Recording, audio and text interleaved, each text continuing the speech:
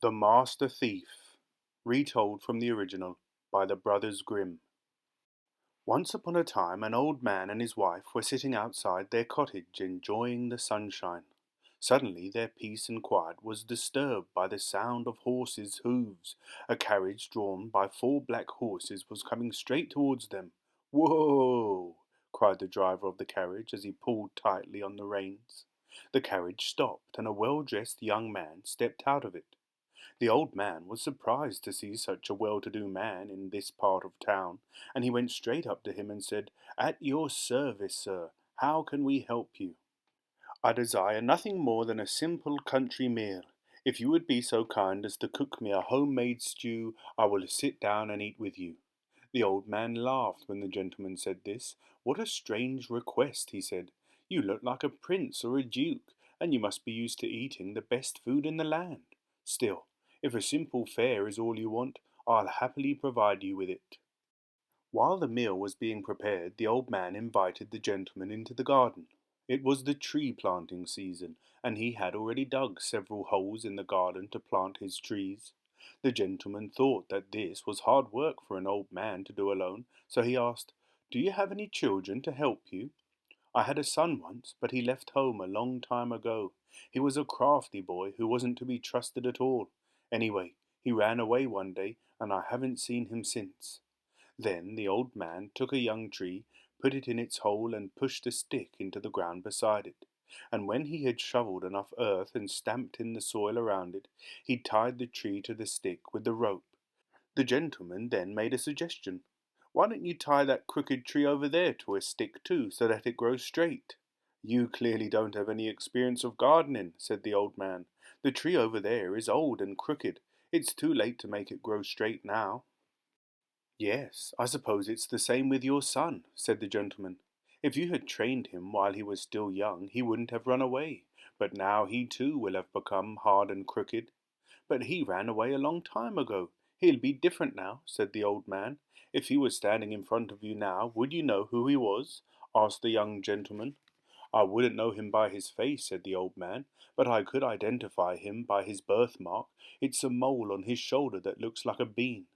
As soon as he had said this, the gentleman tore off his shirt sleeve and revealed the birthmark on his shoulder. It was exactly the same as the one the old man had described. "My goodness!" cried the old man. "You are my only son. But how can this be? You are a proper gentleman who lives a wealthy lifestyle. What kind of trade has made you so rich?" "I came by all this wealth because I have been a thief, a master thief, in fact. There's no lock or bolt in the world I can't open. I am rather like the tree that wasn't tied to a stick in its early days and grew crooked, but now it's too late, and I will never become straight again." His father wept when he learned his only son was a thief, and said, "When the count at the castle learns that your trade is thieving, he won't take you in his arms and rock you as he did when you were christened. Instead, he will have you swing on the gallows." But the old man's son was confident that he wouldn't come to any harm, and he went straight to the castle and introduced himself. The count found it hard to believe that the young godson he had loved so much had become a master thief. "Since you boast you are a master thief, I will put your art to the test," he said. "If you can't prove your skill, you will pay with your life." "Sir," said the young gentleman, "think of the 3 hardest tasks in the world, and if I can't perform them, then feel free to do whatever you want with me." The count was quick to reply. "The first task is that you shall steal my favourite horse from the stable. Next, you must remove the bedsheet from under the countess and myself without our noticing, and your last and most difficult task will be to steal the parson and the sexton from my church." The master thief was confident that he could perform all the tasks. He went into the next town, where he disguised himself as a peasant woman. Then he filled a cask with wine and added a sleeping draught to it. With the cask strapped tightly to his back, he hobbled straight to the count's stables. It was a convincing disguise, and when he arrived at the stables, he met some soldiers who were sitting around a fire. "Come in and warm your hands," they said. The old woman tottered up to them and sat down by them at the fire. "What's in that cask, old lady?" asked one of the soldiers. "A good draught of wine," she answered. "Would you like some?" So she filled a tankard for one of the soldiers, and he enjoyed it so much that all the soldiers guarding the horse wanted some.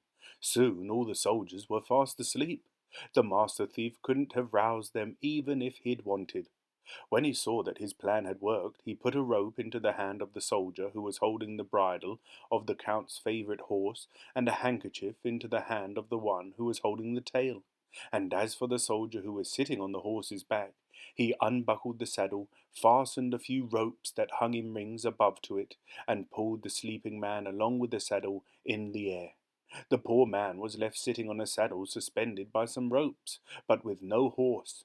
The master thief knew that if he rode the horse over the cobblestones, the noise would be heard in the castle, so he wrapped the horse's hooves in old rags and led it out of the stable carefully until it was safe for him to mount and ride off. The next morning the Count had just got out of bed when he heard a voice shouting, "Look below!" The Count looked down, and he was amazed to see the master thief sitting on his favourite horse. "Incredible!" muttered the Count, as the master thief rode away again. That night the master thief rode back to the Count's castle. On his back was strapped a scarecrow that he had found in the fields. The master thief tiptoed through the garden and leant a ladder against the window of the Count's bedroom. He climbed up the ladder and held the scarecrow against the window. When the Count saw the head at the window, he fired his pistol, and when the Count saw the face disappear, he thought he'd killed the master thief. From a safe distance the master thief watched the Count step down the ladder and carry the scarecrow into the garden. It was pitch black outside, so the Count didn't realize he was carrying a scarecrow. My, considering he's a master thief, he's very light," said the Count. "I don't know where he got all his strength from."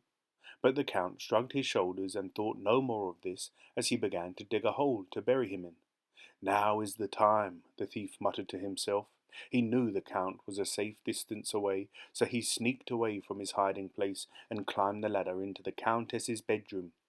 "Dearest wife," he said in the Count's voice, "the master thief is dead at last, but I don't want the rest of the town to know about his past for his parents' sake. I will bury him in the garden so nobody is any the wiser. Give me the sheet so that I can cover the body and give him a decent burial."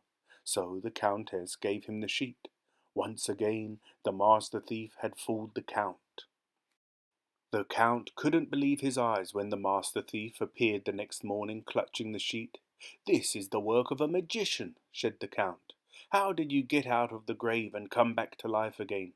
"It wasn't me you buried," the thief replied. "It was a scarecrow from the fields." And then the thief described how he had tricked the Count and his wife. "You may think you're clever, but you haven't completed the third task yet," said the Count.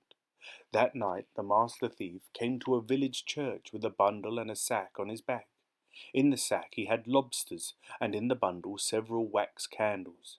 He sat down in the churchyard, took one lobster out and stuck a little candle on its back. Then he lit the candle, put the lobster on the ground and let it crawl along. After this he fetched out another lobster and kept on doing this until the last one was out of the sack. Then he put on a monk's outfit and stuck a bushy grey beard on his chin. When his disguise was complete, he took the empty sack into the church and stood at the pulpit.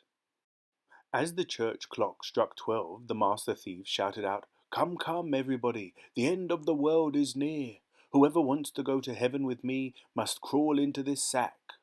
Everyone in the town came rushing to the church straight away. The parson and the sexton lived nearest the church, and they were the first to hear this declaration. When they saw the strange lights moving about in the graveyard, they were terrified. The parson and the sexton were the first to step into the sack. Then the master thief tied the sack up and took it down the pulpit steps. Whenever the two heads of the fools inside the sack knocked together, the master thief called out, "Now we're going over the mountains." He continued to drag them through the town, and when they went through puddles, he said, "Now we are flying through the damp clouds." Eventually he reached a set of wooden steps leading to the pigeon hut. "Now we are on the steps of heaven," he cried out. When they got up to the top of the steps, he stood the sack outside the pigeon hut, and as the birds fluttered their wings, he cried out, "Can you hear the angels flapping their wings?" Then he left the two fools struggling to get out of the sack. The next morning the master thief went to the Count and told him he had accomplished the third task and kidnapped the parson and the sexton from the church. "Well, if you've caught them, where are they then?" said the Count. "They are in a sack in the pigeon house, but they think they are in heaven," the master thief told him.